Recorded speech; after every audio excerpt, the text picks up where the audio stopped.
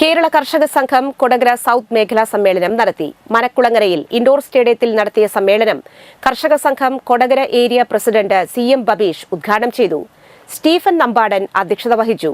Area secretary MR Ranjith, area joint secretary K Rajesh, Kodakara panchayat president Ambili Soman, മേഖലാ secretary KG Rajeesh, Abdul Rahman എന്നിവർ സംസാരിച്ചു. സമ്മേളനത്തിൽ മികച്ച കർഷകരെ ആദരിച്ചു. KG രജീഷിനെ സെക്രട്ടറിയായും TS സുബ്രഹ്മണ്യനെ പ്രസിഡന്റായും സ്റ്റീഫൻ നമ്പാടനെ ട്രഷററായും സമ്മേളനം തിരഞ്ഞെടുത്തു.